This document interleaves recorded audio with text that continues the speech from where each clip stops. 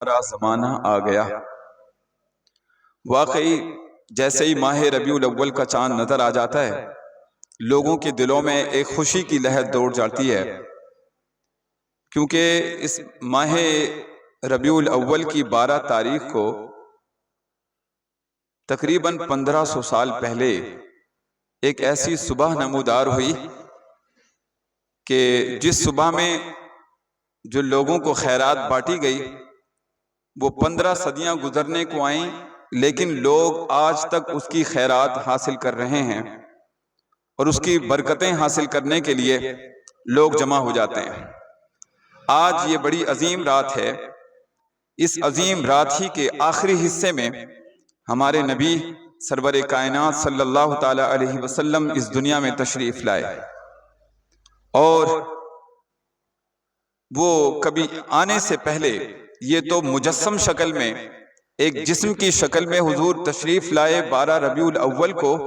مکے کی سرزمین پر، لیکن اس سے بھی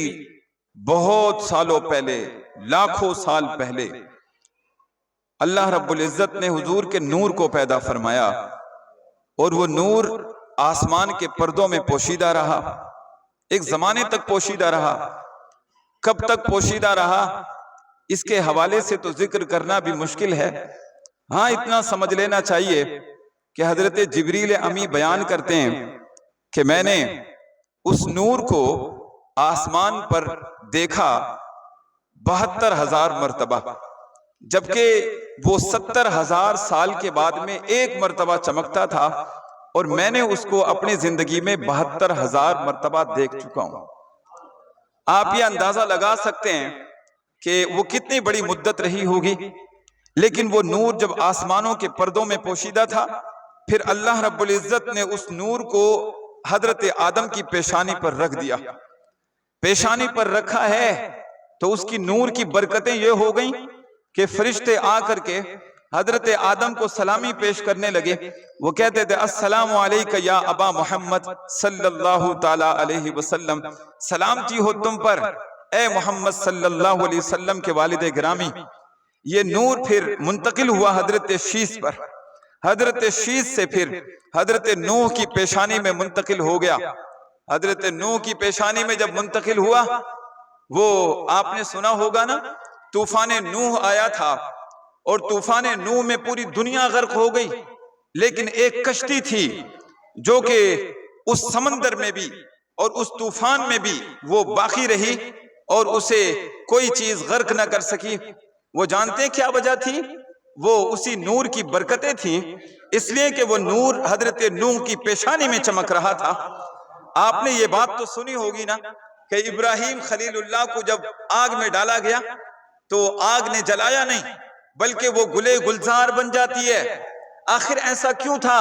وہ اسی نور کی برکتیں تھیں۔ وہ نور جب پیشانی میں چمک رہا تھا تو حضرت ابراہیم تو جل نہیں سکتے تھے نا، اللہ رب العزت نے آگ کو ہی ٹھنڈا کر دیا۔ اور آپ نے سنا تھا کہ حضرت اسماعیل کی گردن پر چھری کو رکھ دیا گیا، لیکن چھری نے اسماعیل کے گردن کو کاٹا نہیں، حالانکہ چھری اس سے پہلے بھی کاٹنے کا کام کرتی تھی اور آج بھی کاٹنے کا کام کر رہی ہے، لیکن وہ کیا منظر تھا، کیا وجہ تھی کہ جس کی وجہ سے اسماعیل کی گردن کو چھری نہیں کاٹتی؟ وہ اسی نور کی تو برکتیں تھیں، اس لیے کہ ان کی پیشانی میں نور محمدی چمک رہا تھا۔ اور ایک وقت ایسا بھی آیا کہ آپ کے دادا حضرت عبد المطلب رضی اللہ تعالی عنہ، وہ ایک بادشاہ، یمن کا بادشاہ تھا، اس کے دربار میں جب حاضر ہوئے نا، جیسے ہی دربار میں داخل ہوئے، اس بادشاہ کی کیفیت یہ ہوتی تھی کہ وہ کسی بندے کے سامنے بھی کھڑا نہیں ہوتا تھا، ہمیشہ بیٹھا رہتا تھا۔ تمام درباری اس کے لیے کھڑے ہوتے تھے، لیکن جیسے ہی حضرت عبد المطلب دربار میں داخل ہوئے، وہ بندہ فوراً کھڑا ہو گیا، اور جب تک آپ بات کرتے رہے وہ ادب کے ساتھ میں کھڑا رہا، بات کرتا رہا۔ بعد میں جب وہ چلے گئے، درباری پوچھنے لگے بادشاہ سلامت، ہم نے آپ سے پہلے کبھی کسی بندے کے لیے کھڑا ہوتے ہوئے نہیں دیکھا آپ کو، لیکن آج کیا وجہ تھی؟ کیا آپ ان کو جانتے ہیں؟ بادشاہ کہنے لگا میں جانتا تو نہیں، مجھے اس سے تعارف نہیں ہے کہ وہ بندہ کون ہے، لیکن پتہ نہیں کیا ہوا، جیسے ہی وہ بندہ دربار میں داخل ہوا میں نے اس کے چہرے پر ایسا روب دیکھا کہ جس کی وجہ سے میں اپنی کرسی پر بیٹھا نہ رہ سکا، میں فوراً کھڑا ہو گیا۔ یہ کیا تھا؟ یہ اسی نور محمدی کی برکتیں تھیں۔ یہی نور محمدی کی برکتیں حضرت عبداللہ آپ کے والد گرامی کو ایک کاہنہ عورت نے دیکھا تھا۔ جیسے ہی دیکھا وہ دیکھ کر کے بولنے لگی کہ یہ ایسا شخص ہے کہ جس عورت کی شادی اس بندے سے ہو جائے گی وہ آخری نبی کی ماں بن جائے گی، آخری نبی کی ماں بن جائے گی۔ یہ نور محمدی جہاں جہاں سے منتقل ہوتا رہا اپنی برکتیں لٹاتا رہا۔ پھر جب یہ حضرت عبداللہ کے صلب سے حضرت آمنہ کی جو ہے بطن میں آیا ہے تو اس وقت اس کی نور کی برکتیں کیا تھی، نور کا عالم کیا تھا۔ حضرت عبد المطلب رضی اللہ تعالی عنہ بیان کرنے لگے اپنی بیوی سے، حضرت حمزہ کی والدہ سے، وہ کہنے لگے کہ بیوی تم بیٹی آمنہ سے کہو وہ خوشبو نہ لگایا کریں، خوشبو نہ لگایا کریں۔ کیوں؟ اس لیے کہ ان کے شوہر کا انتقال ہو گیا ہے، کیونکہ حضرت عبداللہ کا انتقال ہو چکا تھا حضور کی آمد سے پہلے۔ کہا کہ حضرت عبداللہ کا انتقال ہو چکا ہے، ان سے کہو کہ وہ خوشبو نہ لگایا کریں، کہ لوگ مکے کی عورتیں کیا کہیں گی کہ ایک بیوہ عورت ہے اور خوشبو لگاتی ہے۔ وہ کہنے لگیں کہ میں تو نہیں کہہ سکتی، پتہ نہیں کیا بات ہے، جب سے وہ امید سے ہوئی ہیں میں جیسے ان کے قریب بیٹھتی ہوں مجھے خوف ہونے لگتا ہے کہیں کوئی بے ادبی نہ ہو جائے، کہیں کوئی ایسی بات سرزد نہ ہو جائے جو ان کو ناگوار لگے۔ پتہ نہیں اس سے پہلے تو کبھی نہیں لگتا تھا، لیکن اب چند دنوں سے مجھے ایسا لگنے لگا، اس لیے میں یہ بات تو نہیں کہہ سکتی۔ اے میرے سرتاج آپ ہی یہ بات کہہ سکتے ہو۔ حضرت عبد المطلب رضی اللہ تعالی عنہ خود آئے اور کہنے لگے کہ بیٹی تم ایک بیوہ خاتون ہو، اس لیے تم خوشبو استعمال نہ کیا کرو، خوشبو مت لگایا کرو، ورنہ مکے کی عورتیں کیا کہیں گی۔ بی بی آمنہ مسکرا کر کے جواب دینے لگیں، ابا جان میں نے تو کبھی بازار نہیں گئی اور میں نے کبھی کوئی عطر نہیں خریدا، میں نے تو کبھی اس کو لگایا نہیں، اور بلکہ میں تو جہاں بھی بیٹھ جاتی ہوں مجھ سے خوشبو نکلنے لگتی ہیں، اور یہ تو چھوٹی سی بات ہے، میں تو یہ دیکھ رہی ہوں کہ میں اگر کہیں تھوک دوں تو اس سے بھی خوشبو نکلتی ہے، اس سے بھی خوشبو نکلتی ہے، اور میں اس سے آگے کی بھی باتیں اگر بتانے لگوں تو آپ حیران ہو جائیں گے۔ کہا بیٹی بتاؤ تو صحیح۔ کہا وہ کہنے لگیں کہ میں جب کبھی گھر سے باہر نکلتی ہوں نا، گھر سے جب باہر نکلتی ہوں تو میں یہ دیکھتی ہوں اس منظر کو کہ درخت جھک جھک کر کے مجھے سلامی پیش کر رہے ہیں، درخت جھک کر کے مجھے سلامی پیش کرتے ہیں، اور اگر میں رات کے کسی پہر میں اگر آسمان کی طرف نظر کروں تو میں دیکھتی ہوں کہ چاند مجھے سلامی پیش کر رہا ہے، اور ستاروں کو میں دیکھوں کہ ایسا لگتا ہے کہ نیچے آ گئے ہیں۔ کہا میں اتنی نشانیاں دیکھ رہی ہوں۔ یہ اس وقت کی بات ہے کہ جبکہ ابھی حضور پیدا بھی نہیں ہوئے، ابھی نور وہ حضرت آمنہ کی بطن میں ہیں، اس وقت کی یہ برکتیں ہیں، اور اس وقت کی برکتیں اور بھی ہیں۔ آپ نے دیکھو دنیا کا نظام ہے، روزانہ یہاں آنا جانا لگا رہتا ہے، کوئی بچہ پیدا ہو رہا ہے اور کوئی یہاں سے رخصت ہو رہا ہے، لیکن آپ کسی بھی خاتون سے آپ پوچھ لیں کہ جب بچہ پیٹ میں ہوتا ہے، حمل سے ہوتی ہے خاتون، کتنی پریشانیوں کا سامنا کرنا پڑتا ہے، 9 مہینے کاٹنا مشکل ہو جاتا ہے، کبھی الٹیاں آتی ہیں، اور بچہ جتنا وزن والا ہو اتنا ہی زیادہ ماں کو برداشت کرنا پڑتا ہے، اور اتنی ہی زیادہ تکلیفیں جھیلنی پڑتی ہیں، کبھی الٹیاں آتی ہیں، کبھی دل مچلاتا ہے، کبھی جسم میں دکھن ہوتی ہے، 9 مہینے کاٹنا بھاری پڑتا ہے۔ یہ تو 9 مہینے کی بات ہے جناب، یہ ماں ہے جو کہ جب پیدا کرتے وقت بچے کو یہ زندگی اور موت کی کشمکش میں ہوتی ہے، اس وقت ایک ہی آن میں اسے موت بھی آ سکتی ہے، ایسا منظر ہوتا ہے اس وقت، اور نہ جانے کتنی خواتین جنہیں کتنی مائیں ایسی ہیں کہ جن کے بچے تو زندہ رہ گئے لیکن وہ انتقال کر گئیں، وہ زندہ نہ رہ سکیں۔ یہی وجہ ہے کہ ماں کا مرتبہ بھی اللہ رب العزت نے بڑا رکھا کہ وہ 9 مہینے اپنے پیٹ میں کتنی پریشانیوں کے ساتھ میں رکھتی ہے، اور پھر اس کے بعد میں پیدائش کے وقت میں زندگی اور موت کی کشمکش میں ہوتی ہے۔ نوجوان یہاں موجود ہے، میں ایک جملہ کہہ کر کے اپنی بات آگے بڑھاؤں۔ آپ یاد رکھیں کبھی بھی اپنی زندگی میں ماں کو کوئی تکلیف نہ دیں، ماں کو کوئی تکلیف نہ دیں۔ ماں کا مرتبہ بہت عظیم ہے، ماں کا مرتبہ بہت بڑا ہے، آپ پوری زندگی بھی اگر ان کو کاندھے پہ لے کر کے جہاں جانا ہو ان کو آپ لے کر کے جائیں، یا پورے وہاں حج کرانے کے لیے جائیں اور کاندھے پہ رکھ کر کے حج کرائیں، تب بھی آپ اس ایک جھٹکے کا بھی حق ادا نہیں کر سکتے جو کہ پیدائش کے وقت میں ایک ماں کو پہنچتا ہے۔ تو لیکن تمام ماؤں کا یہ عالم ہے نا، تمام ماؤں کا عالم یہ ہے کہ وہ 9 مہینے پریشانی کے ساتھ میں زندگی گزارتی ہیں اور پیدائش کے وقت میں زندگی اور موت کی کشمکش میں ہوتی ہیں۔ لیکن حضرت آمنہ سے پوچھو آپ کو 9 مہینے کا عرصہ کیسے گزرا، پیدائش کے وقت میں کیسا لگا؟ حضرت آمنہ بیان کرتی ہیں کہ میں نے 9 مہینے وہ زندگی گزار دی، لیکن مجھے کبھی ذرہ برابر یہ احساس نہ ہو سکا کہ میرے پیٹ میں کوئی حمل ہے، اور یہاں تک کہ جب پیدائش ہوئی تو میں نے ذرہ برابر بھی کوئی تکلیف محسوس نہیں کی۔ لیکن آپ جانتے ہیں یہ تکلیف کیوں نہیں محسوس ہوئی؟ آخر ایسا کیوں نہیں ہوا کہ تکلیف ہونا چاہیے تھا؟ جیسے تمام ماؤں کو ہوتی ہے آپ کو بھی ہونی چاہیے تھی، اس لیے کہ وہ تمام عالم کے لیے رحمت بنا کر کے بھیجے گئے ہیں نا، وہ تمام عالم کے لیے، تمام کائنات کے لیے رحمت بنا کر کے بھیجے گئے ہیں، تو اپنی ماں کے لیے بھی تو رحمت ہی ہوں گے، اپنی ماں کے لیے تو زحمت نہیں بن سکتے، اس لیے ماں کے لیے بھی آسانی پیدا کی اور ذرہ برابر کوئی تکلیف محسوس نہ ہوئی، یہاں تک کہ پیدائش کا وقت آ گیا۔ پیدائش کا وقت جب آیا نا، حضرت عبد المطلب رضی اللہ تعالیٰ عنہ وہ کعبے کا طواف کر رہے تھے، انہیں یہ بات پتہ چل گئی تھی کہ بیٹی کو یہ پیدائش کا وقت قریب ہے، کوئی بچے کی پیدائش ہونے والی ہے، تو وہ کعبے کا طواف کر رہے تھے، اور اس وقت حضرت حضور علیہ السلام کی پیدائش ہوتی ہے۔ جب آپ کی پیدائش ہوئی، بی بی آمنہ کا بیان ہے کہ جیسے ہی آپ کی پیدائش ہوتی ہے تو میں نے دیکھا کہ میرے جسم سے ایک ایسا نور نکلا، ایسا نور نکلا کہ جس کی روشنی میں نے ملک شام کے محلات کو دیکھ لیا، جبکہ ملک شام وہاں مکے سے مہینوں کی مسافت پر ہے، ہاں مکے سے وہ مہینے کی مسافت پر ہے، لیکن بی بی آمنہ بیان کرتی ہیں کہ میں نے جیسے ہی وہ بچے کی پیدائش ہوئی ہے، حضور کی پیدائش ہوئی، میں نے شام کے محلات کو اپنی نگاہوں سے وہیں دیکھ لیا، وہ نور اس طرح سے اس کی کرن آگے پہنچی۔ وہ کہا تھا نا کسی نے، روشنی میں جس نے دیکھا روشنی میں جس کی دیکھا آمنہ نے ملک شام، واہ واہ کیا چاند نکلا، الصلاۃ والسلام، کہا حضور کی پیدائش ہو گئی۔ اب جب پیدائش ہو گئی تو وہ نور کی برکتیں وہ مسلسل جاری رہیں۔ یوں تو عام بچے جب پیدا ہوتے ہیں تو کتنی ان کی نجاستیں لگی رہتی ہیں، اور ان کو اگر بچہ ہو تو اس کو ختنہ بھی کرانی پڑتی ہیں اور ناف بھی کاٹنا پڑتا ہے، لیکن حضور علیہ السلام جب پیدا ہوئے ہیں کوئی گندگی آپ کے جسم پہ نہیں تھی، کوئی گندگی بھی آپ کے جسم پہ نہیں، ناف کٹا ہوا اور ختنہ ہوئی بھی، یہاں تک کہ آنکھوں میں سرما لگا ہوا، بال سورے ہوئے، کوئی بھی ایسی نجاست، کوئی بھی ایسی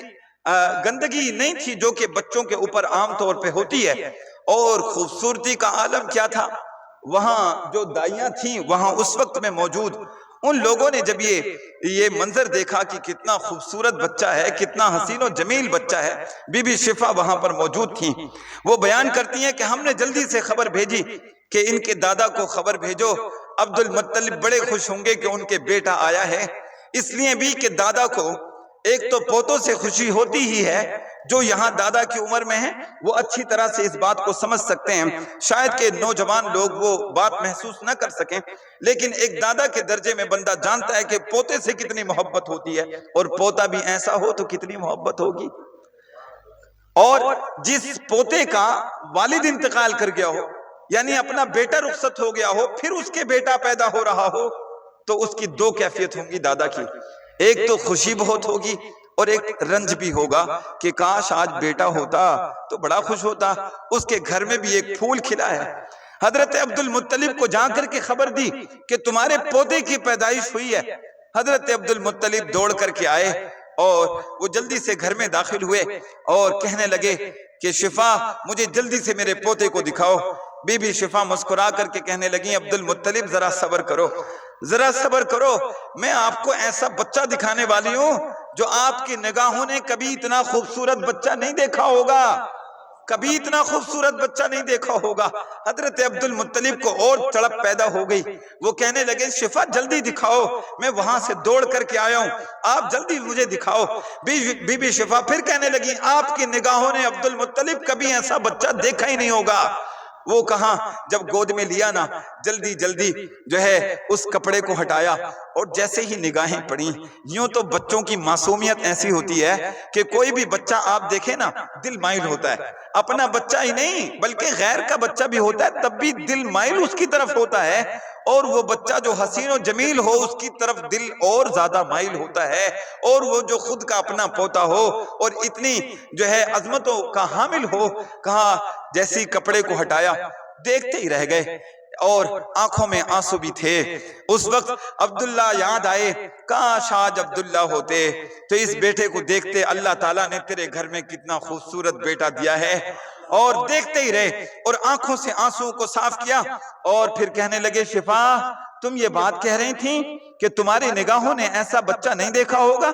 ہاں ہاں میں یہی کہہ رہی تھی عبد المطلب، میں یہی کہہ رہی تھی کہ ایسا بچہ تمہاری نگاہوں نے نہیں دیکھا ہوگا۔ کہا نہیں نہیں غلط ہے، کہا تم کہہ رہی تھی تمہاری نگاہوں نے نہیں دیکھا ہوگا، میں تو کہتا ہوں کائنات میں کسی نے ایسا بچہ نہیں دیکھا ہوگا، اتنا حسین و جمیل بچہ، جس سہانی گھڑی چمکا طیبہ کا چاند، اس دل افروز ساعت پہ لاکھوں سلام، صبح طیبہ میں ہوئی بڑھتا ہے باڑا نور کا، صدقہ لینے نور کا آیا ہے تارا نور کا، اور میں گدا تو بادشاہ بھر دے پیالہ نور کا، نور دن دونا تیرا دے ڈال صدقہ نور کا۔ کہا شفا تم تو کہہ رہی تھی ایسا خوبصورت بچہ تمہاری نگاہوں نے نہیں دیکھا ہوگا، نہیں نہیں غلط ہے، ایسی بات نہیں ہے، بلکہ کائنات کی نگاہوں نے نہیں دیکھا ہوگا۔ اور یہ جو بات عبد المطلب نے کہی کوئی غلط نہیں کہی، بلکہ اسی کا ترجمہ جبریل امی بھی کر رہے تھے، جس کو اعلیٰ حضرت نے اپنی زبان میں کہا یہی بولے سدرہ والے چمنے جہاں کے تھالے سبھی میں نے چھان ڈالے،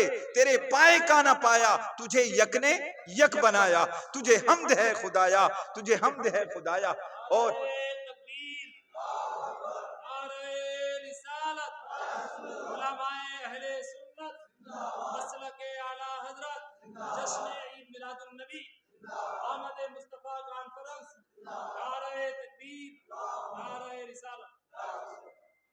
تو فرمایا کہ تم تو یہ کہہ رہی تھی کہ تمہاری نگاہوں نے نہیں دیکھا ہوگا، میں یہ کہتا ہوں کہ کسی نگاہوں نے ایسا بچہ نہیں دیکھا ہوگا۔ یہی حضرت حسان بن ثابت نے بھی اسی کی ترجمانی کی تھی، پہلے عبد المطلب نے یہ بات کی، وَأَحْسَنُ مِنْكَ لَمْ تَلِدِ النِّسَاء، انہوں نے کہا تھا وَأَحْسَنُ مِنْكَ لَمْ تَرَقَتُّ عَيْنِي وَأَجْمَلُ مِنْكَ لَمْ تَلِدِ النِّسَاء، کہا آپ جیسا حسین و جمیل بچہ کسی ماں نے جنا ہی نہیں، کوئی دیکھتا کیسے؟ جب آپ کی پیدائش ہوئی ہے نا تو اس وقت بی بی شفا کے علاوہ ایک حضرت عثمان بن ابو العاص ہیں، ان کی والدہ بھی وہاں موجود تھیں۔ وہ بیان کرتی ہیں کہ میں صحن میں آئی باہر کسی کام سے، لیکن جیسے ہی میں نے دیکھا اوپر میری نظر گئی تو میں نے دیکھا کہ ستارے بالکل ایسا لگ رہا ہے کہ تمام آسمان کے ستارے وہ بی بی آمنہ کے گھر پہ آ گئے۔ کیا کہا انہوں نے؟ تمام آسمان کے ستارے، تمام آسمان کے ستارے۔ آپ ذرا سوچو، آپ اگر سائنس کے اعتبار سے بھی دیکھیں گے نا تو آپ کو معلوم ہوگا یا معلوم کریں تو آپ کو پتا چلے گا کہ ایک ستارے کا جو حجم ہے نا، جو بڑا پن ہے، وہ اس زمین سے کئی گنا بڑا ہے، ہاں ایک ستارے کا۔ لیکن حدیث پاک میں بیان ہو رہا ہے کہ تمام ستارے وہاں آ گئے تھے۔ ایسا کیسے ہو گیا؟ جب ایک ستارہ پوری زمین سے بڑا ہے تو پھر بی بی آمنہ کے گھر پہ تمام ستاروں کا ذکر کیسے ہے؟ یہ اشارہ ہے اس بات کی جانب، کہاں ستاروں، اللہ رب العزت نے تمام ستاروں کو جن کا حجم بہت بڑا ہے، زمین سے بڑا ہے، کہا کہ جب تک تم اپنے گھر میں رہو، اپنے مقام میں رہو، تب تک بڑے رہو، لیکن جب میرے محبوب کے در پہ جاؤ تو چھوٹے بن کر کے جاؤ، میرے محبوب کے در پہ جاؤ تو چھوٹے بن کر کے جاؤ۔ کہا یہ اللہ رب العزت نے بڑی شان عطا کی، لیکن مسلمانوں تمہیں خوش ہو جانا چاہیے، اور اتنی خوشی کا موقع ہے، لوگ تو پتہ نہیں حیرت کی بات ہے، لوگ اسے کہتے ہیں کہ جائز ہے ناجائز ہے۔ او خدا کے بندو، تمہیں سوچنا چاہیے کہ لوگ انتظار کرتے رہے حضور کی آمد کا، کہ ہم ان کی امت میں پیدا ہو جاتے، ہم ان کی امت میں پیدا ہو جاتے، نبی انتظار کرتے رہے، 11 انبیاء اکرام جن کا ذکر ملتا ہے، وہ حضرت ابراہیم علیہ السلام کھڑے ہو کر کے کہہ رہے ہیں ربنا وابعث فیہم رسولا، اے ہمارے رب تو اب بھیج ہی دے اس رسول کو۔ حضرت عیسیٰ علیہ السلام کہنے لگے مبشرا برسول یاتی من بعد اسمہ احمد، لوگو میں تمہیں خوشخبری سناتا ہوں کہ میرے بعد ایک رسول پیدا ہوگا، نام بھی بتا دیتا ہوں جس کا نام احمد ہوگا۔ لوگ انتظار کر رہے ہیں، نستورہ راہب انتظار کر رہا ہے، بحیرہ راہب انتظار کر رہے ہیں، اور حضرت سلمان فارسی کے حوالے سے کیا خوبصورت ان کا منظر تھا۔ لوگ انتظار کرتے رہے، وہ سوچ رہے تھے کہ کاش ہماری زندگی میں حضور تشریف لے آئیں۔ ہاں کتنا انتظار انہوں نے کیا، لیکن فرمایا کہ آج ہمیں کوئی انتظار کرنا نہیں پڑا، کوئی انتظار کرنا نہیں پڑا، بلکہ ہم تو پیدا ہوئے تو ہمارے کان میں اذان دے دی گئی اور اشہد ان محمد الرسول اللہ کی صدائیں بلند ہو گئی۔ کتنے خوش نصیب لوگ ہیں واقعی، وہ ہر عالم کی رحمت ہیں، کسی عالم میں رہ جاتے، یہ ان کی مہربانی ہے کہ یہ عالم پسند آیا۔ اللہ رب العزت نے یہ ہم پر احسان فرمایا، فضل فرمایا، اور ہمیں اس کی خوشی کرنا چاہیے۔ ہمیں اس سے بڑھ کر کے کسی چیز کی خوشی کوئی دنیا میں نہیں ہو سکتی، اس لیے کہ ہم حضور کی امت میں پیدا ہو چکے ہیں۔ حضرت سلمان فارسی رضی اللہ تعالیٰ عنہ کا بیان ہے کہ میں میرے باپ نے مجھے، میں مجوسی شخص تھا، آگ کے پجاری، کہا میرے باپ نے مجھے گھر سے نکال دیا، اور جب میں گھر سے نکلا تو میں عیسائی پادری کے پاس میں پہنچ گیا، اس کی دیکھ بھال کرتا رہا، اس کی خدمت کرتا رہا، یہاں تک کہ اس کی موت کا وقت آیا۔ تو میں کہنے لگا کہ مجھے حق کی تلاش ہے، آپ مجھے کوئی حق کا راستہ بتا دیں۔ تو وہ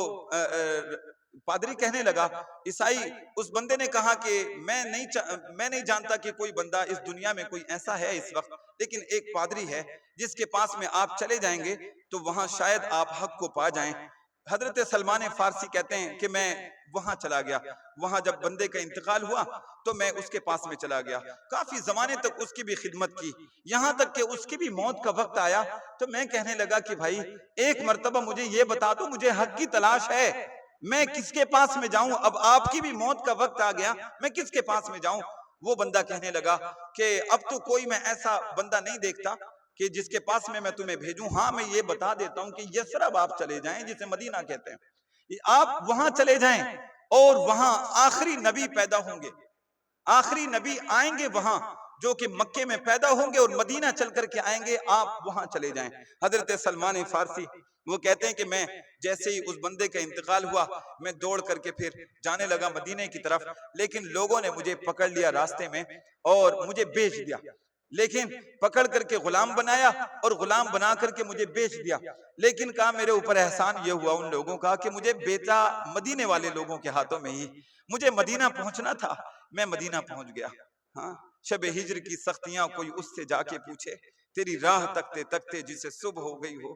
وہ کیا منظر تھا۔ کہتے ہیں کہ میں وہاں پہنچ گیا مدینہ، اور کہا اس بندے نے مجھے باغ میں رکھ لیا، کھجوروں کے باغ میں اس کے باغ کو پانی لگاتا تھا، کھجوروں کو توڑتا تھا، لیکن انتظار میرا ایک ہی تھا، وہ اس بندے نے بتایا تھا، اور کہا ہاں میں نے چلتے چلتے اس سے بندے سے پوچھا تھا کہ بھئی اگر وہ نبی آئیں گے تو مجھے کوئی نشانی تو بتائیے تاکہ میں دیکھ کر کے پہچان لوں۔ اس نے کہا 3 نشانیاں ہوں گی، 3 نشانیاں۔ کہا وہ 3 نشانیاں کیا؟ کہا ایک تو وہ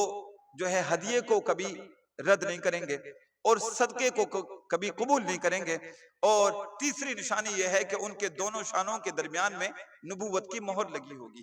کہا میں انہی کی تلاش میں تھا کہ کب وہ آئیں گے اور میں یہ چیزیں دیکھوں گا۔ کہا ایک وقت ایسا آیا کہ میں کھجور کے درخت پہ چڑھا ہوا تھا اور اچانک ہواؤں میں خوشبو پھیل گئی، مدینے سے طلع البدر علینا کی صدائیں بلند ہونے لگیں۔ کہا میں جیسے ہی میں نے یہ دیکھا نا، محسوس کیا، میں کھجور کے درخت سے کود گیا اور میں کود کر کے دوڑنے لگا۔ مالک نے مجھے پکڑا اور کہا کہ غلامو بھاگ رہے ہو؟ کہا نہیں میں بھاگ نہیں رہا ہوں، میں بھاگ نہیں رہا ہوں، بلکہ اصل میں بات یہ ہے کہ میرا جسم تو تمہارا غلام ہے لیکن میرا دل کسی اور ہی کا غلام ہے، لیکن میں تم سے وعدہ کرتا ہوں میں واپس ضرور آؤں گا۔ وہ کہنے لگا چلو ٹھیک ہے۔ وہ گئے اور جا کر کے دیکھا تو حضور علیہ السلام وہاں تشریف فرما تھے، اور آپ نے وہاں یہ منظر دیکھا کہ صحابہ اکرام جھرمٹ لگائے ہوئے ہیں، صحابہ اکرام جھرمٹ لگائے ہوئے ہیں، اور جیسے ہی یہ پہنچے انہوں نے کچھ کھجوریں لی اور جا کر کے کہا یا رسول اللہ ہذہ صدقہ، کہ یہ صدقے کی کھجوریں ہیں، تو حضور نے فرمایا کہ ہم نبی ہیں، ہم صدقہ قبول نہیں کرتے۔ آپ نے کہا، دل میں کہا کہ ایک نشانی تو مکمل ہو گئی۔ کہا پھر میں واپس آ گیا، اور پھر میں دوبارہ سے چند دنوں کے بعد میں پھر کھجوریں لے کر کے گیا، اور میں نے کہا دوسری نشانی اب دیکھی جائے۔ میں نے کہا ہادی ہدیہ، کہا یہ ہدیے کی کھجوریں ہیں، تحفے کی کھجوریں ہیں۔ تو کہا انہوں نے کہا کہ ہم نبی ہیں، تحفے کو کبھی رد نہیں کرتے۔ کہا دو ہو گئی، ایک نشانی اور مل جائے۔ لیکن وہ بڑی مشکل تھی کہ آپ نے لباس بھی پہنا ہوا ہے اور نبوت کی مہر بتائی ہے دو شانوں کے بیچ میں، تو یہ مہر کب دیکھوں گا میں؟ لیکن اتفاق سے ایسا ہوا کہ حضور خود ایک دن چل کر کے ہمارے باغ میں ہی آ گئے۔ کہا باغ میں ہی تشریف لے آئے اور ایک جگہ بیٹھ گئے، اور آپ کی جو ہے وہ کملی جسے آپ گلے میں ڈالتے تھے وہ پڑی ہوئی تھی، اور ہوا کے جھونکے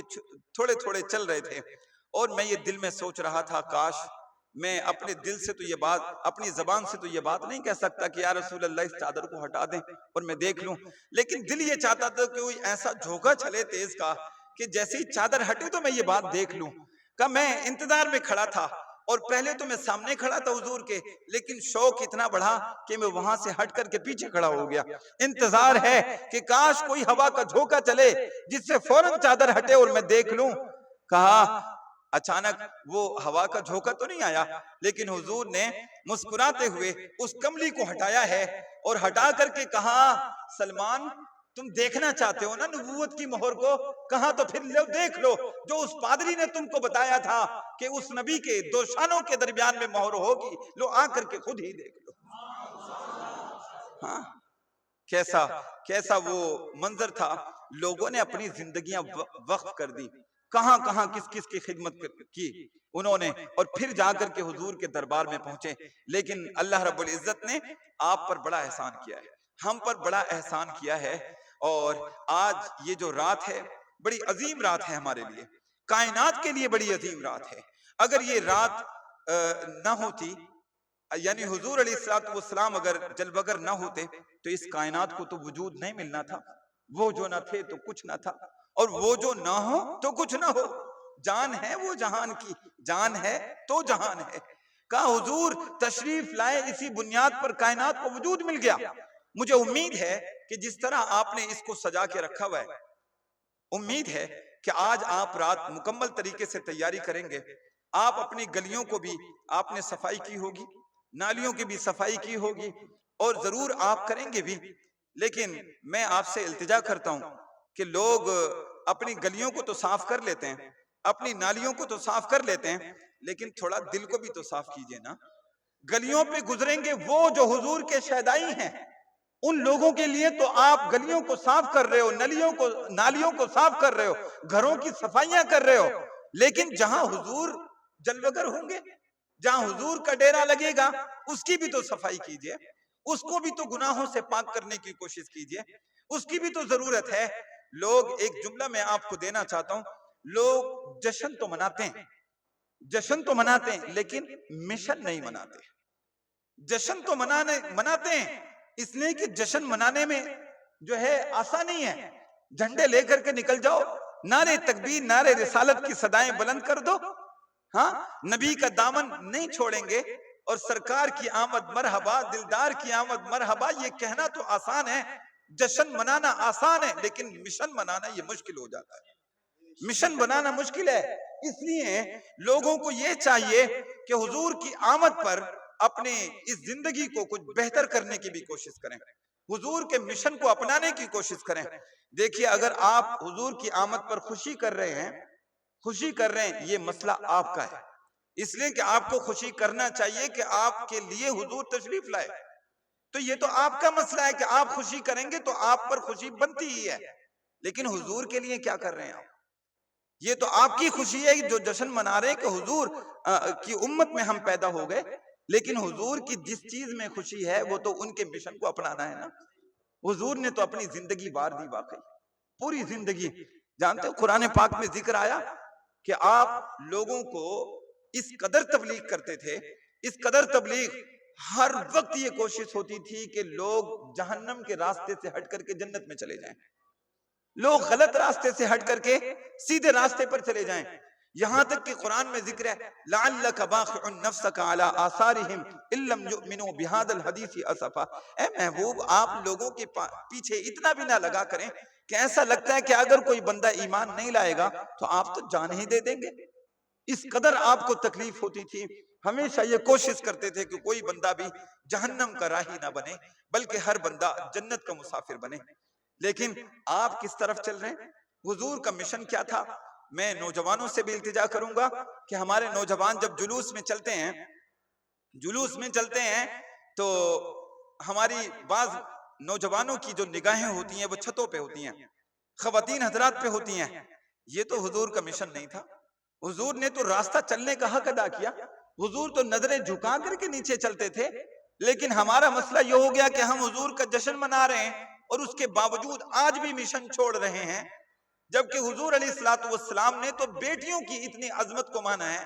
بیٹی کو یہ نہیں دیکھا کہ کوئی کسی مسلمان کی بیٹی ہے یا کافر کی بیٹی ہے، حضور نے ایسا نہیں دیکھا، بلکہ ایک جنگ کا موقع تھا اور جنگ میں مسلمانوں نے فتح حاصل کر لی، مسلمانوں نے کامیابی حاصل کر لی اور کچھ لوگوں کو بندی بنا لیا گیا۔ انہی میں ایک خاتون تھی، حاتم تائی کی بیٹی، نوجوان لڑکی تھی، اس کا دوپٹہ کہیں کھو گیا۔ جیسے ہی حضور کی نظر پڑی اس خاتون پہ تو فوراً وہ کملی کہ جس کی عظمت کی قسم فرشتے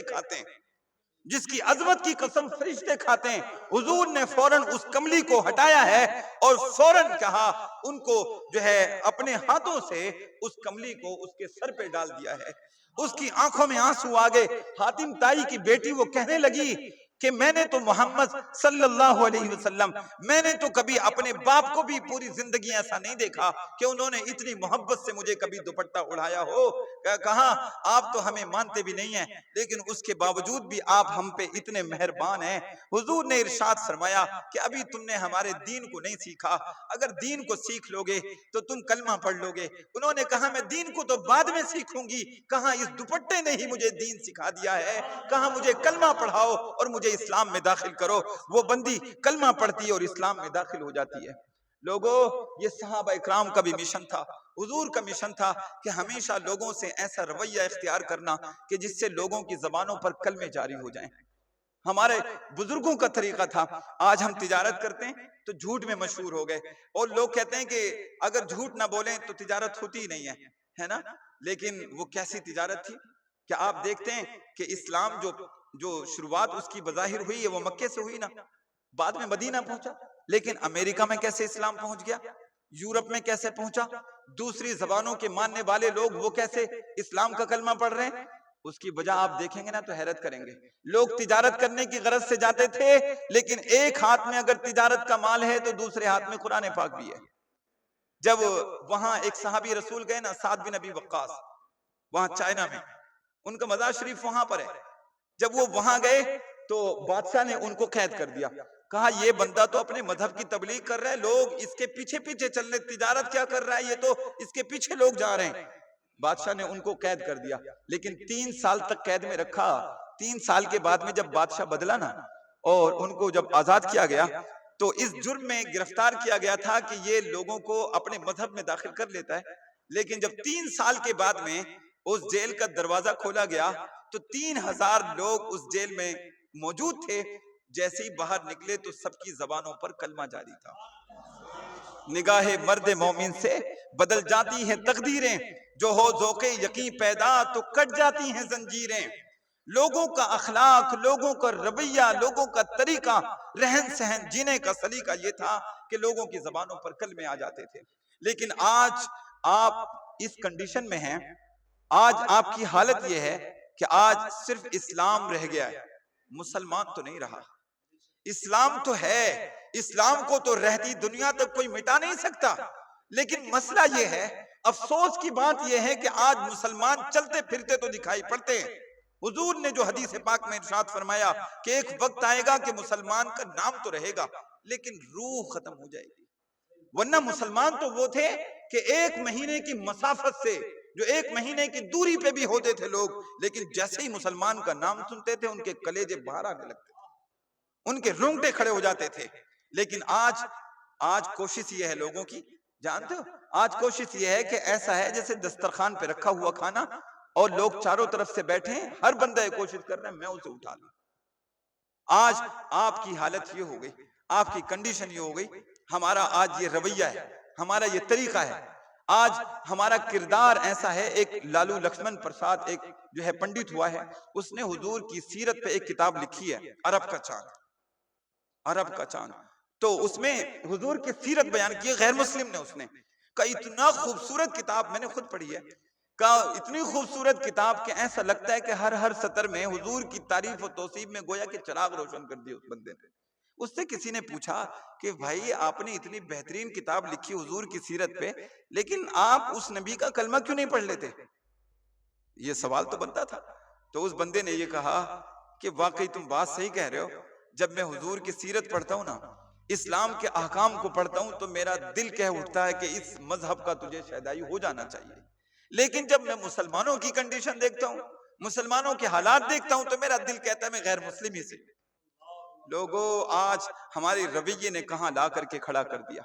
ہاں رو رہی ہے آج ایک ٹوٹی ہوئی نینا اسے، کل تلک گردش میں جس ساقی کے پیمانے رہے، خیر تو ساقی سے ہی لیکن اب پلائے گا کسے، اب نہ میں کش رہے باقی اب نہ میں خانے رہے۔ وہ امام محمد کا جنازہ اٹھا بصرے میں،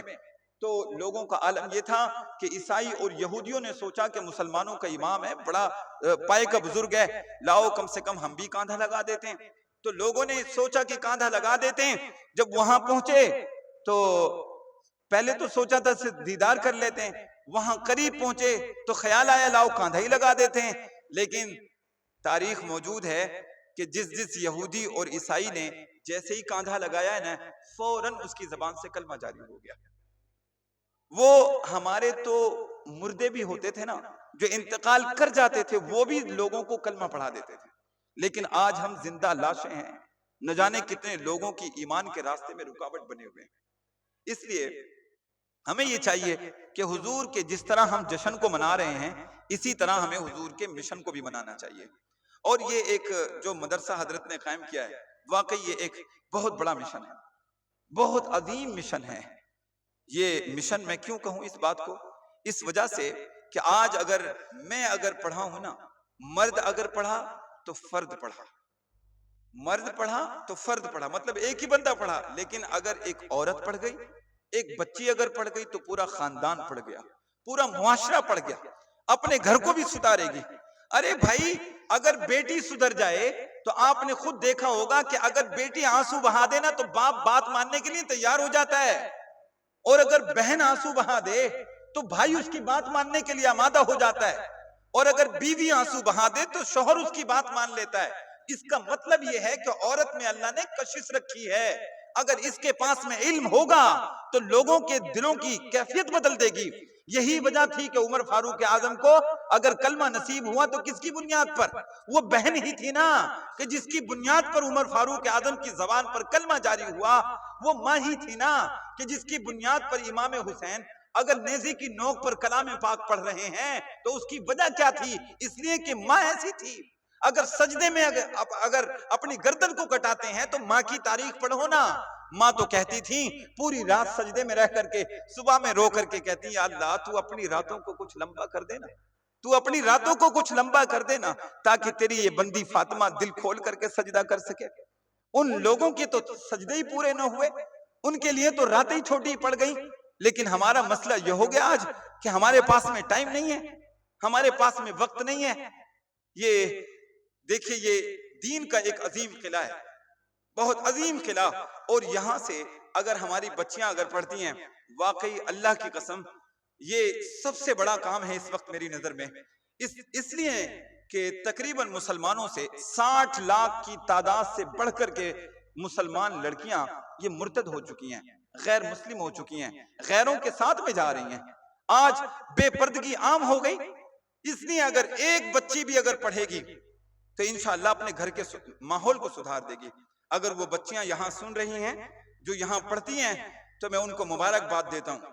میں ان کو مبارکباد پیش کرتا ہوں۔ تمہیں مبارک ہو، تمہیں مبارک ہو، اللہ رب العزت نے تمہیں چن لیا ہے اس دین کے لیے،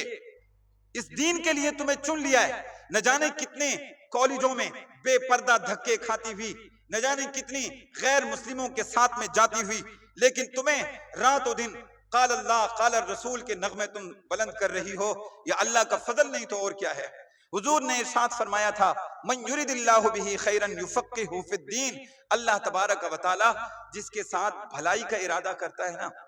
جس کے ساتھ بھلائی کا ارادہ کرتا ہے اسے دین کی سمجھ عطا کر دیتا ہے۔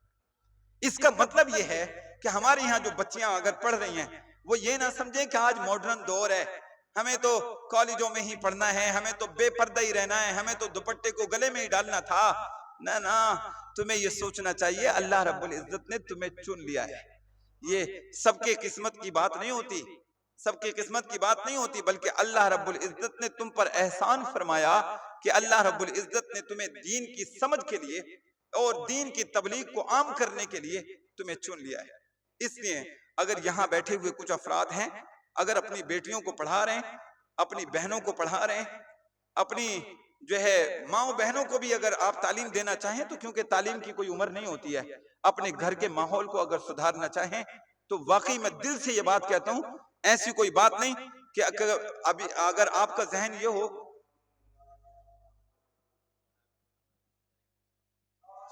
کر رہا تھا کہ حضور کے مشن کو آگے بڑھانے کے لیے ضروری ہے کہ آپ خود بھی اس پر عمل کریں اور اپنے بچوں کو، اگر آپ خود یہ کام نہیں کر سکے ہیں، خود دین کی تعلیم اتنی زیادہ حاصل نہیں کر سکے ہیں، تو کم سے کم اپنے بچوں کو اس راستے میں لا کر کے کھڑا کر دیں۔ ہم بات کر رہے تھے بچیوں کے حوالے سے، واقعی بہت سی وجوہات ہو سکتی ہیں امت کے زوال کی، کہ امت آج عروج پر کیوں نہیں ہے، زوال پذیر کیوں ہیں، لیکن ایک بات میں یہ بھی دیکھتا ہوں، آپ تاریخ کا مطالعہ کریں گے تو شاید آپ اس نتیجے پہ پہنچیں گے کہ اسلام ترقی کر رہا تھا۔ آپ جب دیکھیں کہ جب مکے میں اسلام تھا، اس سے آگے بڑھا تو چند لوگ تھے، اور اتنی کمزوری کی حالت میں اسلام اس وقت تھا کہ حضور کو مکے سے نکال دیا گیا تھا، لیکن مدینہ طیبہ میں آئے تو پھر چند ہی دنوں میں 313 لوگ جنگ لڑتے ہیں، اس کے بعد میں پھر سلسلہ جاری ہوا اور 8 سال گزرے کہ مکے کو فتح کر لیا۔ آپ اس کی وجوہات دیکھیں گے نا اگر، تو اس میں ہم اپنے مطالعے کے مطابق ہم نے یہ دیکھا ہے کہ اس میں خواتین بھی مکمل طریقے سے حصے لیا کرتی تھی۔ مدینہ طیبہ میں آپ یہ دیکھیں گے کہ جب بھی اگر کوئی جنگ ہوتی تھی تو جنگوں میں چھوٹے چھوٹے بچوں کو بھی مائیں ان کی تیار کر کے بھیج دیا کرتی تھیں۔ ابو جہل کے قاتل کون لوگ ہیں؟ ابو جہل کے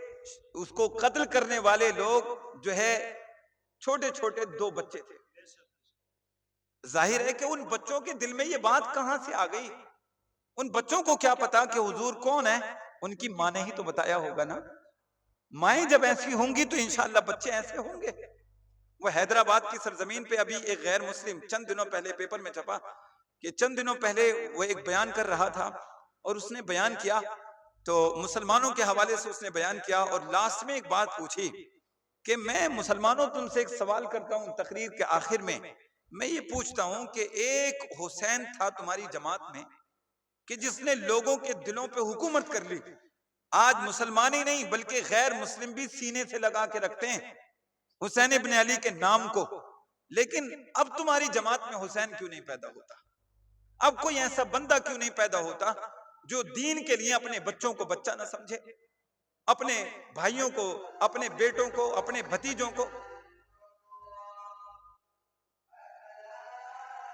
جنگوں میں بھی جایا کرتی تھی،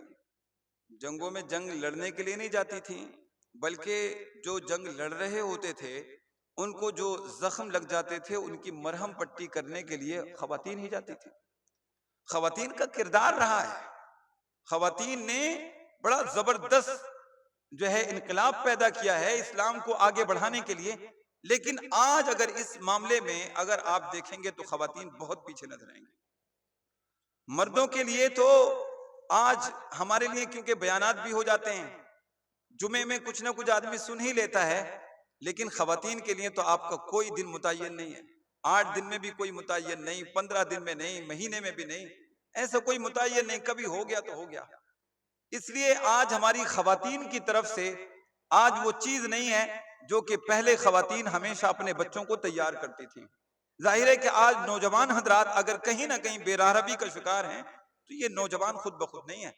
بلکہ کہیں نہ کہیں ان کے گھروں کا اثر ہے، ہمارے گھروں کا اثر ہے۔ اس کی وجہ سے ایسے معاملات پیدا ہوئے ہیں، اور اگر ہم اسے 25 منٹ کی تقریر میں اگر نوجوانوں کی 25 سالہ زندگی کو بدل دیں، ایسا نہیں ہو سکتا۔ 25 سال جس بندے نے بگڑنے میں لگائے ہیں، 25 منٹ اسے سدھارنے میں نہیں لگا سکتے ہم، ایسا نہیں ہے۔ بلکہ معاملات یہ ہیں کہ اگر ہم چاہتے ہیں کہ اپنے معاشرے میں اگر بہتری پیدا کریں تو صرف اپنی خواتین کو اگر تعلیم کی طرف اگر بھیجیں گے تو انشاءاللہ سارے معاملات سدھر جائیں گے۔ ہم نے تعلیم پر، عورتوں کی تعلیم پر فوکس نہیں کیا، اس کی وجہ سے آج حالات خراب ہو گئے۔ نہ جانے کتنی خواتین اب بظاہر تو گھروں میں جب ہوتی ہیں تو پردہ ہوتا ہے، لیکن جیسے ہی شادیوں کے ماحول اگر آ جائیں تو بال بکھر کر کے نیچے آ جاتے ہیں اور ان کا کوئی پردہ نہیں ہوتا۔ لیکن حضرت فاطمہ رضی اللہ تعالی عنہا کے حوالے سے ایک حدیث پاک ہے جس میں ذکر کیا گیا تھا کہ حضور علیہ الصلوۃ والسلام نے، صحابہ اکرام کا مجمع تھا تو حضور نے ارشاد فرمایا، لوگوں سے پوچھا کہ لوگوں بتاؤ کہ دنیا کی سب سے بہترین خاتون کون ہے؟ تو صحابہ اکرام سوچنے لگے کہ پتہ نہیں کون خاتون ہوگی، اور کسی نے کھڑے ہو کر کے جواب دیا کہ سب سے بہترین خاتون وہ ہے جو 5 وقت کی نماز پڑھے، کوئی کہنے لگا جو روزہ، نماز، حج، زکوٰۃ کرے۔ لوگوں نے الگ الگ سوال کے جواب دیے، لیکن حضور کہتے تھے کہ ہاں بات تو صحیح ہے، لیکن جو میں پوچھنا چاہتا ہوں آپ وہاں تک نہیں پہنچ رہے ہیں۔ کہا حضرت علی رضی اللہ تعالیٰ عنہ بھی اس مجمع میں موجود تھے۔ حضرت علی نے جب یہ بات سنی تو ان کے بھی ذہن میں جواب نہیں آیا، اور وہ جلدی سے انہوں نے اپنے گردن کو نیچے کیا اور مجلس سے نکل گئے اور دوڑ کر کے اپنی بیوی کے پاس، حضرت فاطمہ زہرا کے پاس میں پہنچ گئے، اور وہ کہنے لگے، فاطمہ آج میں بڑا پریشان ہوں، حضور نے ایک سوال کر دیا ہے، حضور نے لوگوں سے سوال کیا ہے کہ دنیا کی سب سے بہترین خاتون کون ہے، آپ میری مدد کرو۔ حضرت فاطمہ مسکرانے لگیں کہ آپ پوچھ رہے ہو، آپ تو علم کا دروازہ ہیں، آپ کو تو اللہ نے بڑا علم دیا ہے، آپ کو اتنے چھوٹے سوال کا جواب نہیں پتا کہ دنیا کی سب سے بہترین خاتون کون ہے؟ تو حضرت علی نے کہا نہیں مجھے جلدی آپ جواب دو۔ حضرت فاطمہ رضی اللہ تعالی عنہا نے کہا کہ دنیا کی سب سے بہترین خاتون وہ ہے کہ جس کو کبھی غیر محرم نے نہ دیکھا ہو، اور اس نے بھی کبھی کسی غیر محرم کو نہ دیکھا ہو۔ یہ پہلا والا تو کہ اس کو کسی غیر محرم نے نہ دیکھا ہو، یہ تو خیر پھر بھی چھوٹی بات ہے، لیکن یہ اس سے بڑھ کر کے بات یہ ہے کہ اس عورت نے بھی کبھی کسی غیر محرم پہ نظر نہ ڈالی۔ آج ایسا ماحول ہے کہ غیر محرم سے تو کچھ خواتین بچ جاتی ہیں کہ وہ بندہ نہیں دیکھ پاتا، لیکن یہ خود ضرور دیکھ لیتی ہیں۔ خود تو کبھی کبھی کوئی مہمان آتا ہے تو کچن کے اندر سے جھانک لیتی ہیں کہ کون بندہ ہے اور کتنی کپ چائے بننی ہے، سارے معاملات خود بخود ہو جاتے ہیں۔ نہیں کسی غیر محرم کی طرف نظر کرنے کی عورت کو بھی ضرورت نہیں ہے۔ جیسے ہی حضرت علی نے، ابھی حضور کا سوال چل ہی رہا تھا کہ بتاؤ کہ کون ہے دنیا کی سب سے بہترین خاتون، حضرت علی رضی اللہ تعالیٰ عنہ پوچھ کے جلدی سے آ گئے مجمع میں۔ ابھی حضور نے پھر دوبارہ سے جب سوال کیا، حضرت علی کھڑے ہو گئے کہ میں اس سوال کا جواب دوں گا، اور کھڑے ہو کر کے کہا یا رسول اللہ دنیا کی سب سے بہترین خاتون یہ ہے۔ تو حضور مسکرائے اور مسکرا کر کے کہنے لگے، میں نے کہا تھا نا لوگو، فاطمہ تو بضعۃ منی، کہ فاطمہ میرے جگر کا ٹکڑا ہے۔ صحابہ حیران ہو گئے کہ پتہ نہیں بات تو، جواب تو دیا ہے علی نے اور تعریف فاطمہ کی ہو رہی ہے، تعریف فاطمہ کی کیوں ہو رہی ہے؟ تو بعد میں حضرت علی سے پوچھا گیا کہ آخر یہ ماجرا سمجھ میں نہیں آیا، تو حضرت علی بیان کرنے لگے کہ بات واقعی ایسی ہے، یہ جو جواب دیا یہ میں نے نہیں دیا، بلکہ واقعی یہ فاطمہ نے ہی جواب دیا تھا۔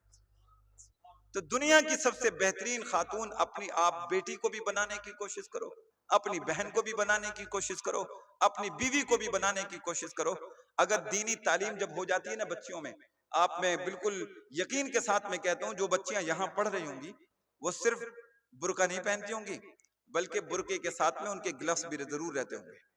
اور ان کے پیروں میں موزے بھی ضرور رہتے ہوں گے جو بلیک کلر میں پہنتی ہیں۔ باقی کسی خاتون میں ایک دینی تعلیم ذرا سی حاصل کیا کی، وہ بچی سمجھ گئی کہ اس بدن کو چھپانا میری سب سے اولین ذمہ داری ہے، وہ کبھی کسی غیر محرم کے سامنے نہیں جاتی۔ آپ دیکھ رہے ہیں اس بات کو اپنی بیٹی آپ پڑھا کر کے دیکھو، بہن کو پڑھا کر کے دیکھو، تمہارے رشتہ داروں سے، خلیرے بھائیوں سے، ممیرے بھائیوں سے پردہ کرنا شروع ہو جائے گا. اسے پتا ہے کہ پردہ کتنی اہمیت کا حامل ہے. اگر آپ اپنے گھر کا ماحول اگر بہتر کرنا چاہتے ہو تو اپنی بچیوں کو دینی تعلیم دینا شروع کرو. اور یہ جو مہینہ چل رہا ہے اس میں جہاں تک ہو سکے آپ اس کا بھی خیال رکھیں کہ جتنا لوگ صرف جشن جیسے مناتے ہیں، خالی آپ نعرے تکبیر، نعرے رسالت، آپ یہ بھی ضرور کریں، لیکن آپ یہ طے کر لیں، جیسے آج رات ہی ہے اور کل کو ہے، یہ آج بڑی عظیم رات ہے، صبح کا جو وقت ہوگا اس میں ضرور اٹھیں اور حضور پر طے کر لیں کہ کم سے کم 1000 مرتبہ درود پاک بھیجنا ہے، صلاۃ و سلام پڑھنا ہے ہمیں. آپ درود و سلام بھیجنے کی کوشش کریں، اسے آپ چھوٹا نہ سمجھیں. جانتے ہو درود و سلام بھیجنے کے لیے کب کہا گیا تھا؟ حضور کو مکے کے لوگوں نے تکلیفیں دینا جب شروع کی نا، لوگ تکلیفیں دیتے تھے، طرح طرح کی باتیں کہتے تھے، اور پھر اس کے بعد میں جب مدینہ طیبہ تشریف لائے تو غزوہ احزاب جب ہوئی ہے، غزوہ خندق جب ہوئی ہے، تو اب جو ہے لوگ وہاں نہیں جا سکے مدینے کے اندر، تو جب واپس آنا انہیں پڑا مکے کے لوگوں کو جو انہیں تکلیف دینا چاہتے تھے، تو انہوں نے کہا کہ لوگوں اب ہم انہیں جسمانی تکلیف تو نہیں دے سکتے، لیکن اب ایسا کرو کہ اپنی زبانوں کو ہی تلوار بنا لو. زبانوں کو تلوار بنا لو کا مطلب یہ ہے کہ اب لوگوں میں افواہیں پیدا کرنا شروع کرو کہ یہ نبی نہیں ہے، یہ کاہن ہے، یہ شاعر ہے، یہ جادوگر بندہ ہے، یہ جادو کے ذریعے سے لوگوں کو اپنانا چاہتا ہے. اس طرح کی باتیں کرو، لوگ ان سے دور ہٹنے لگیں گے. جب حضور نے یہ بات سنی نا کہ لوگ کوئی شاعر کہتا ہے، کوئی مجنون کہتا ہے، کوئی دیوانہ کہتا ہے، حضور پریشان ہو گئے، دل جو ہے وہ تھوڑا ہو گیا، اور آپ سوچنے لگے کہ میں تو ان لوگوں کو جہنم سے ہٹا کر کے جنت کی طرف لے کر کے جانا چاہتا ہوں. میں تو ہمیشہ ان کے لیے سوچتا ہوں، میں تو سجدوں میں جا کر کے بھی ان کے لیے دعائیں کرتا ہوں. میری تو پیدائش ہوئی تو میں نے پیشانی زمین پر رکھ دی اور میں کہہ رہا ہوں ربی حبلی امتی، میری امت کو بخش دے. میں یہ چاہتا ہوں کہ لوگ جہنم کے راستے سے ہٹ کر کے جنت کی طرف چلے جائیں، اور یہ لوگ مجھے اس طرح کے جملے کہہ رہے ہیں. تو حضور کا دل جو ہے تھوڑا ہو گیا. لیکن محبوب کو کوئی تکلیف ہو اور اللہ کی طرف سے کوئی جواب نہ آئے، ایسا تو ممکن ہی نہیں. جیسے ہی جب یہ بات ہوئی، حضور کو تکلیف ہوئی، تو اللہ رب العزت نے جبریل امی کو بھیج دیا، اور جبریل امی کو بھیج کر کے کہا کہ جا کر کے کہو کہ محبوب پریشان نہ ہو، آپ تکلیف اپنے دل میں نہ رکھیں. یا اگر مکے کے لوگ، یا اگر یہودی، نصرانی یا کفار کی جماعت اگر آپ کو کوئی تکلیف دیتی ہے، اگر زبانی اعتبار سے اگر آپ کے دل کو ٹھیس پہنچاتی ہے، تو ان اللہ و ملائکتہ یصلون علی النبی، جبریل امی آپ ان کو سنا دو. اگر یہ لوگ اپنی ناپاک زبانوں سے اگر گالیاں دیتے ہیں تو آپ ان کو سناؤ کہ تمہارا رب تو تم پر درود و سلام بھیجتا ہے، ساتوں آسمان کے فرشتے تو تم پر صلاۃ و سلام بھیج رہے ہیں. تم کو یہ نہیں دیکھنا کہ یہ لوگ کیا کہہ رہے ہیں، بلکہ یہ دیکھنا ہے کہ اللہ اور اس کے فرشتے کیا کہہ رہے ہیں. کہا اے محبوب، اللہ اور اس کے فرشتے تو درود و سلام بھیج ہی رہے ہیں، بلکہ ہم مومنین کو بھی کہتے ہیں یا ایھا الذین آمنوا صلو علیہ وسلموا تسلیما، اے ایمان والو تمہیں بھی حکم دیا جاتا ہے تم بھی صلاۃ و سلام خوب بھیجو، تم بھی صلاۃ و سلام خوب بھیجو. اسی وجہ سے ہم اہل سنت والجماعت سے تعلق رکھتے ہیں اور ہم حضور پر صلاۃ و سلام بھیجتے ہیں. ہم کہتے ہیں اے شہنشاہ مدینہ الصلاۃ والسلام، الصلاۃ والسلام. اور خالی یہ تو زندگی کی بات ہے، مومن خالی زندگی میں سلام بھیجتا ہے، بلکہ وہ یہ تمنا کرتا ہے کہ جب میں قبر میں جاؤں تب بھی یا رسول اللہ مجھے موقع مل جائے کہ میں آپ پر صلاۃ و سلام بھیجوں. جب فرشتے قبر میں جلوہ دکھائیں آپ کا، جب فرشتے قبر میں جلوہ دکھائیں آپ کا، ہو زباں پر پیارے آقا الصلاۃ والسلام. یا رسول اللہ میں تو یہ تمنا کرتا ہوں کہ میں اگر مر بھی جاؤں تو مرنے کے بعد میں قبر میں جاؤں تو میں آپ پر صلاۃ و سلام بھیجوں، اور اگر میں کٹ بھی جاؤں تب بھی میری تمنا یہ ہے کہ میرا جسم کا ٹکڑا ٹکڑا آپ پر صلاۃ و سلام بھیجے. میں وہ سنی ہوں جمیل قادری، مرنے کے بعد میرا لاشا بھی کہے گا الصلاۃ والسلام. ہم تو وہ لوگ ہیں جو کہ زندگی میں بھی صلاۃ و سلام بھیجتے ہیں اور مرنے کے بعد بھی صلاۃ و سلام بھیجنے کی کوشش کرتے ہیں. تو یہ صلاۃ و سلام بھی آپ کثرت سے بھیجتے رہیں۔ وہ صبح جو 12 ربیع الاول کو ہمارے درمیان میں آئی ہے واقعی بڑی عظیم صبح ہے، اور ہم اللہ رب العزت سے دعا بھی کریں کہ جس طرح اس سال ہمیں یہ رات عطا فرمائی ہے آنے والے سال بھی لوگوں کو عطا فرمائے، اور درود و سلام ہمیشہ بھیجتے رہیں۔ ہر درد کی دوا ہے صلی علی محمد۔ اگر آپ جو ہے کوئی دعا یاد نہ ہو تو یہ بتایا گیا ہے کہ آپ جو ہے درود پاک اگر پڑھ لیں تو انشاءاللہ سارے دردوں کا مداوا ہو جاتا ہے نا۔ وہ کہا تھا نا کسی نے کہ اس کے حوالے سے یہ بات کہی گئی ہے کہ ایک کتاب ہے جس کا نام دلائل الخیرات ہے، تو اس میں جو ہے پوری کتاب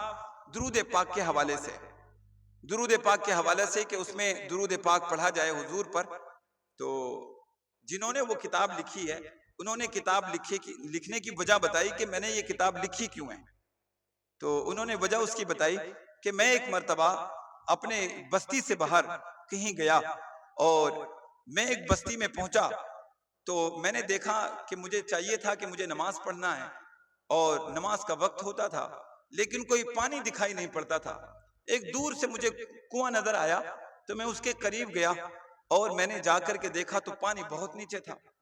اور کوئی وہاں ڈول بھی نہیں تھا کہ میں اس کے ذریعے سے کوئی پانی نکال لوں۔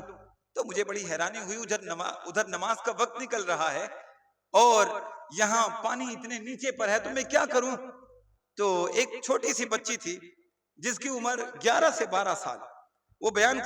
بیان کرتے ہیں کہ وہ اپنی چھت کے اوپر کھڑی ہوئی تھی اور میں یہ دیکھ رہا تھا کہ پانی بہت نیچے، میں کیا کروں؟ میں نے ادھر ادھر دیکھا تو اس بچی نے مجھے کہا کہ آپ کو کیا چاہیے؟ تو کہا، میں کہنے لگا کہ مجھے پانی چاہیے تھا، مجھے نماز پڑھنی تھی۔ تو کہا کوئی ڈول نہیں ہے جس کی وجہ سے میں پانی نکال لوں؟ کہا آپ کا کیا نام ہے؟ تو اس بچی نے پوچھا تو انہوں نے کہا کہ میں نے بتایا کہ میرا نام محمد بن سلیمان الجزولی، بہت بڑا نام ہے۔ اس وقت بھی ان کے زمانے میں بھی لوگ دور دراز سے انہیں جانتے تھے، بچی بھی وہ جانتی تھی، بچی نے بھی نام سنا تھا۔ تو وہ کہنے لگی بچی کہ آپ محمد بن سلیمان ہیں اور آپ کھڑے ہو کر کے یہاں دیکھ رہے ہیں کہ پانی کیسے نکالا جائے گا؟ کہنے ڈول نہیں ہے نا، اس کی وجہ سے مجھے سوچنا پڑتا ہے۔ کہ ڈول نہیں ہے تو لاؤ میں نکال کر کے دکھاتی ہوں۔ وہ وہاں سے کہا چھت سے نیچے اتری اور چھت سے نیچے اتر کر کے آئی اور اس نے کنویں میں تھوڑا سا تھوک دیا۔ جیسے ہی تھوکا تو پانی فوراً، کہا میں یہ دیکھ رہا تھا کہ ابھی تھوک اس کا نیچے گیا یا پانی اوپر آ رہا ہے، اور پانی اتنی جلدی سے اوپر آیا اور پانی ایسا بھی نہیں کہ نیچے ہاتھ ڈالنا پڑتا بلکہ پانی کنویں سے باہر آنے لگا۔ کہ میں حیران تھا کہ یہ 11-12 سال کی بچی ہے، آخر اس کے اندر یہ کون سی بات ہے کہ جس کی بنیاد پر اس نے تھوک ڈالا اور پانی باہر آ گیا؟ آخر کیا وجہ ہو سکتی ہے؟ کہ میں حیران ہو گیا۔ کہا بچی یہ ماجرا کیا ہے؟ کہا پہلے آپ وضو کیجئے، پہلے آپ وضو کریں، نماز پڑھیں۔ کہا کہ لیکن مجھے تشویش اتنی ہوتی تھی، میں سوچ رہا تھا کہ یہ جلدی سے جواب دے، تو میں نے اس سے پوچھ ہی لیا کہ آپ مجھے بتاؤ کہ آخر بات کیا ہے، کس بنیاد پر؟ کہا میں تو حیران ہوں کہ آپ محمد بن سلیمان الجزولی ہیں اور آپ کنویں کا پانی بھی اوپر نہیں لا سکتے۔ کہا تو میں یہی تو بچی آپ سے پوچھنا چاہتا ہوں کہ آخر آپ کے اندر کون سی وجہ ہے؟ تو اس بچی نے کہا کہ میں جب بھی سوتی ہوں نا تو سونے سے پہلے 1000 مرتبہ روزانہ حضور پر درود و سلام بھیج دیتی ہوں۔ اللہ رب العزت نے میرے لعاب میں یہ تاثیر رکھی ہے کہ جب بھی مجھے پانی کو اوپر لانا ہوتا ہے میں صرف تھوڑا سا تھوک دیتی ہوں، اللہ رب العزت اپنے فضل سے اس درود پاک کے برکت سے اس پانی کو خود ہی اوپر لے آتا ہے۔ تو یہ درود پاک کی اتنی عظمتیں ہیں۔ آپ اس رات میں اور جو ہے جشن عید میلاد النبی صلی اللہ علیہ وسلم بھی جب منائیں آپ، تو اس کے لیے بھی آپ مسلسل اپنی زبان پر درود و سلام کے گجرے آپ ضرور پیش کریں اور حضور علیہ السلام کی بارگاہ میں ان کو جو ہے بھیجیں۔ اللہ رب العزت اس درود پاک کے ذریعے سے آپ کی نجات عطا کر دے گا۔ اور یہ آخر میں اسی بات پہ کروں گا کہ یہاں جو بچیاں پڑھ رہی ہیں آپ محنت سے علم حاصل کریں، آپ کو بڑا کام کرنا ہے، دین کی تبلیغ کا کام کرنا ہے۔ بہت سے کام ایسے ہیں دین کی تبلیغ کے جو ہم نہیں کر سکتے، یعنی مرد حضرات ہم نہیں کر سکتے، اب میری بہنوں، تمہیں ضرورت ہے کہ تم ایک دین کی دائی اور دین کی مبلغہ ایسی بنو کہ گھر گھر جا کر کے اپنی ہم عمر بہنوں کو بھی سدھارنے کی کوشش کریں اور اپنی ماؤں کو بھی سدھارنے کی کوشش کریں، خاص طور سے اپنی اس بستی میں انقلاب پیدا کریں، اور اگر آپ کی شادیاں کہیں باہر ہو جائیں تو ان گھروں کو بھی آپ جو ہے جنت کا آپ ماحول وہاں پیدا کر دیں۔ ہمیں آپ سے بڑی امیدیں وابستہ ہیں۔ آپ یہ جو بھی آپ کے پاس میں چند سال ہیں، جو بچیاں اگر شادی کے قریب بھی ہو چکی ہیں، آپ جتنا ہو سکے علم حاصل کریں اور اپنی زندگی کو بہتر بنانے کی کوشش کریں۔ آج ضرورت ہے کہ آج مرد حضرات بھی کوشش کریں اور خواتین حضرات بھی کوشش کریں، دونوں طرف سے کوشش کرنے کی ضرورت ہے۔ دشمن ہمارے سامنے ہیں۔ آج جو ہے وقف بل کے حوالے سے دیکھو کیا ہو رہا ہے۔ آج ہماری مسجدوں پہ حملے کرنے کے لیے لوگ تیار کھڑے ہیں، آج مدرسوں کو ختم کرنے کے لیے تیار کھڑے ہیں، بالکل قبرستان پہ قبضہ کرنے کے لیے تیار کھڑے ہیں۔ آج بہنوں تم بھی کھڑی ہو، آج ہم بھائی لوگ بھی کھڑے ہوں، ہمارے بزرگ حضرات دعاؤں کے ذریعے سے ہمیں نوازیں، انشاءاللہ ہم کامیابی حاصل کریں گے۔ ہمیں یہ کوشش کرنی ہے اور ہمیں اپنے مدارس کو آگے بڑھانا ہے، اور نوجوانوں تمہیں اپنے مدارس سے محبت کرنی ہے۔ یہ اکیلے حضرت نہیں چلا سکتے، دین کا کام کبھی آگے خود نہیں بڑھ سکتا، بلکہ حضور علیہ السلام بھی جب جنگوں کے لیے جاتے تھے، تو میں آخری بات یہ ذکر کروں، ابھی 5 منٹ ہیں، کہا جب حضور علیہ السلام بھی جب جنگوں کے لیے جاتے تھے تو آپ خود ہی سارے معاملات تیار نہیں کر لیتے تھے، بلکہ جب جنگ میں جانے کی ضرورت ہوتی تھی تو جس طرح آپ کھڑے، آپ یہاں بیٹھیں، تو حضور علیہ السلام کھڑے ہوتے تھے۔ آپ ارشاد فرماتے تھے کہ بھائی فلاں جگہ جنگ ہونی ہے، کون ہے بندہ جو کہ کچھ مال پیش کرے؟ ایک مرتبہ حضرت عثمان غنی رضی اللہ تعالیٰ عنہ ہیں اور حضور کھڑے ہو گئے، آپ نے ارشاد فرمایا کون ہے جو اللہ کی بارگاہ میں کچھ مال صدقہ دے؟ تو کوئی بندہ کھڑا نہیں ہوا۔ حضرت عثمان غنی رضی اللہ تعالیٰ عنہ کھڑے ہو گئے اور حضرت عثمان غنی فوراً کہنے لگے یا رسول اللہ میری طرف سے 300 اونٹ اللہ کی بارگاہ میں۔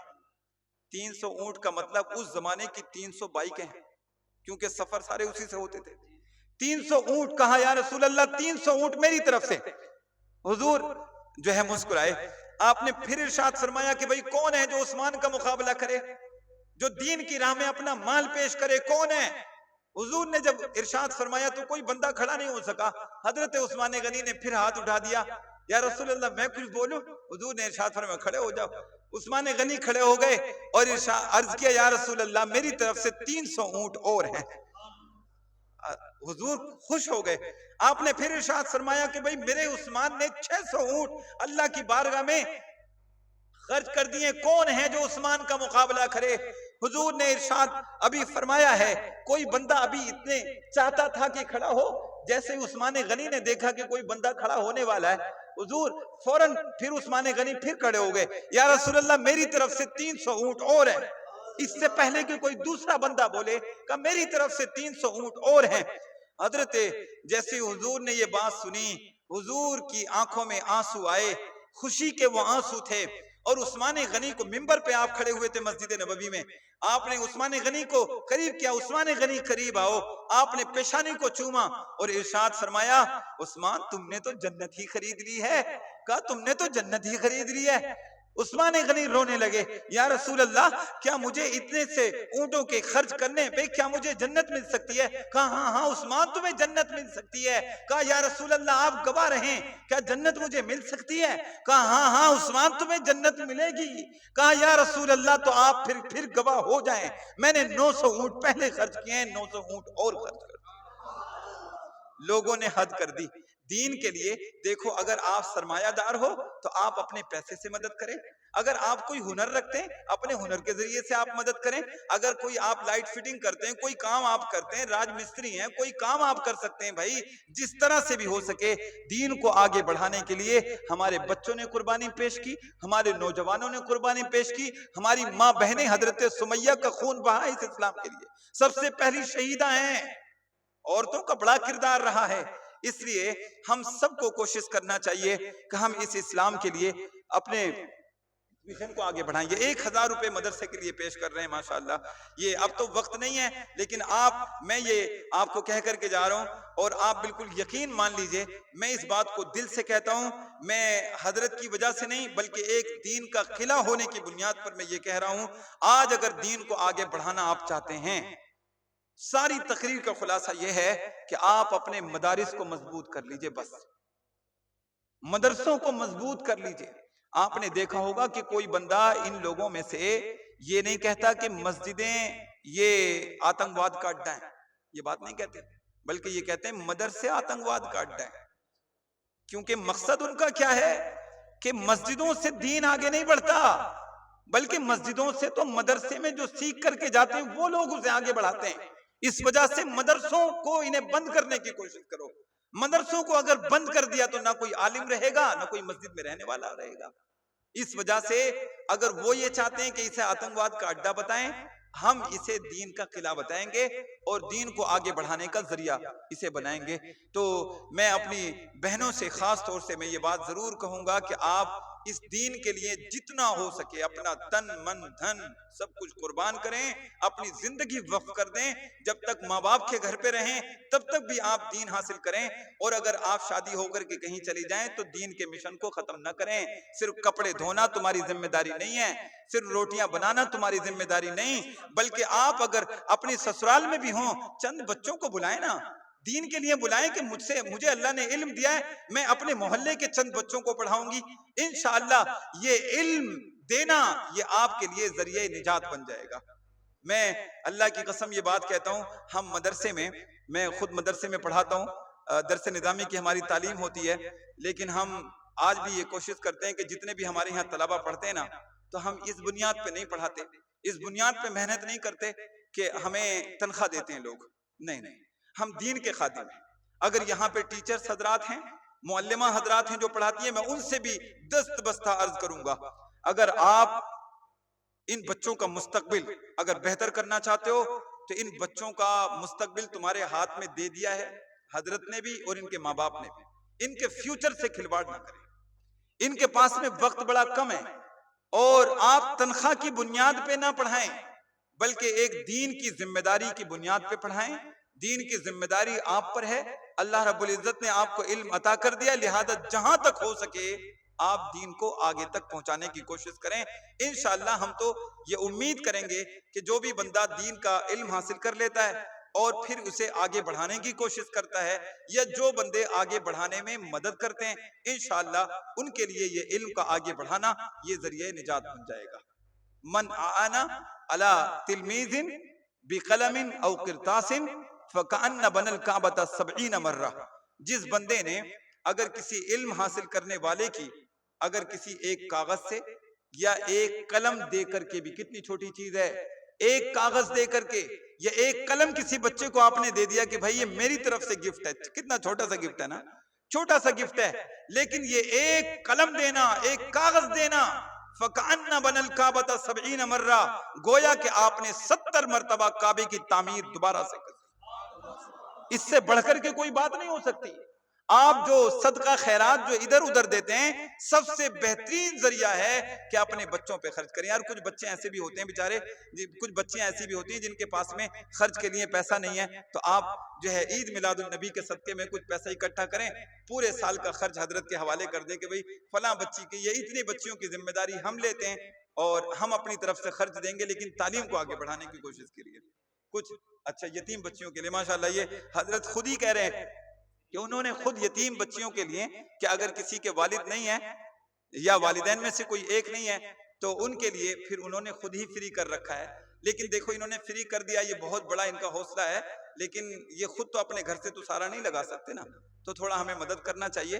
اور مدد ہمیں اچھی طرح سے ہی کرنا چاہیے۔ اور میں انشاءاللہ